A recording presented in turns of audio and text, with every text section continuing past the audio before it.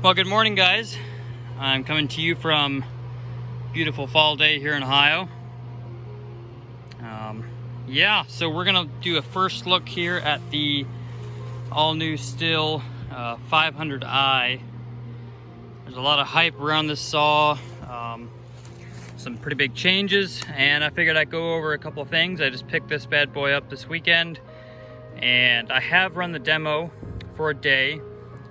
So this is actually my saw here, and we're going to go over a couple of the changes that they made to this particular saw versus the 462 or the 661, and show you guys some differences and what I think. And then hopefully here within a week or two I can give you guys a review of what I think of it, actually how it does and how it runs. So right off the bat, just the overall design and shape of the saw would resemble a little bit more of the 661 versus the 462. A lot of that comes with the cover.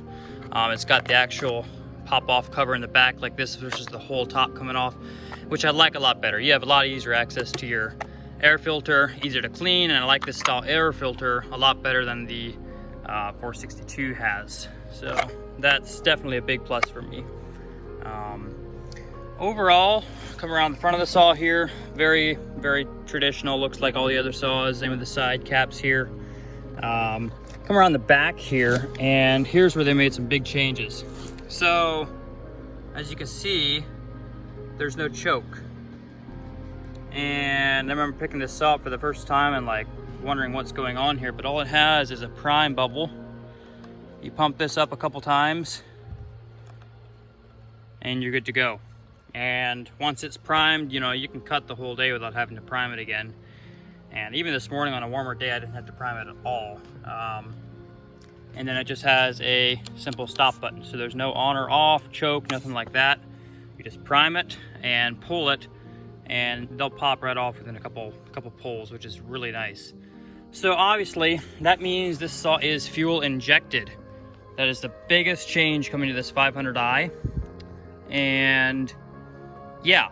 So as I'm sure a lot of you know, with the 661s, when they switched over to those new saws versus the 660, there was a lot of issues with the carbs, and just that saw in general had a lot of flaws and problems, and a lot of guys had problems with them, especially after a year of ownership. So something they did with these saws is, because of this new fuel injection, a lot of guys are going to be nervous about the same thing happening with these. And replacing the fuel injection would obviously be pretty expensive. So they have actually done a 2-year warranty on the fuel injection system, which is awesome. I like that a lot. And just gives you peace of mind knowing that, you can cut this. And honestly, I retire my saw usually after a year. And then I'll buy another one and keep it as a backup. So it shouldn't be an issue for me. And we'll go around here to the side. Once again, very straightforward. It's going to be basically set up the exact same as all your other saws, referring to the 661 and the 462. It's going to have the same sprocket, same setup inside, same tighteners, chain tighteners, all that's the same, which is great. You don't have to be buying, if you own several different saws like I do, I own all three, you don't have to be, buying different parts for each individual saw. So as you see here, I got the 20-inch bar. And that's what I typically run on these saws. I don't typically get into timber that's requires a bigger bar. This particular track that I'm on right now, down on the bottom, has some really, really big red oak ends. I'm gonna have to put probably a 25-inch bar for those. But overall, the 20-inch bar handles it well. 25, I think you're gonna notice it a little bit more than you probably would on a 661, but it should do a lot better than the 462. And yeah, hopefully I can give you guys a review and later on, and showing you guys, the differences on those things. Something I like about this saw, it balances really well in the hand. With the 462, I had problems with it wanting to be bar tip heavy. And, not a big deal. The saw overall is light enough, but at the end of the day, you don't realize how much more tired that makes you. This saw is half a pound heavier than the 462, but it balances better, and because of that, you don't notice the weight at the end of the day. I'm actually less tired, and the added weight actually makes so it's a little smoother running saw. You don't have all the kickbacks and and what you would, you know, with a really light saw. So that's something else that's great about this saw so far. So the price on these is probably going to vary some between shop. This one here for me was right around 1,300 bucks. And I know a lot of guys are running into not being able to get them simply because of supplies are short, and it's yeah, they're hard to run into. Shout out to Winesburg Lawn and Garden. There's their number.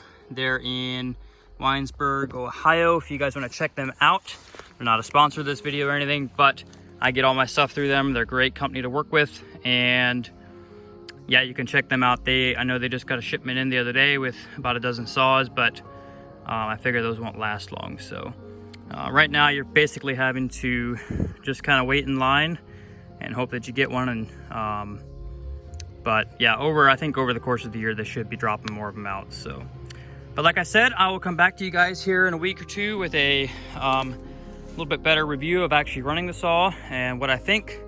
And yeah, if you guys enjoyed this video, found it useful, drop a like, comment if you have any questions about the saw or any future videos you'd like me to do.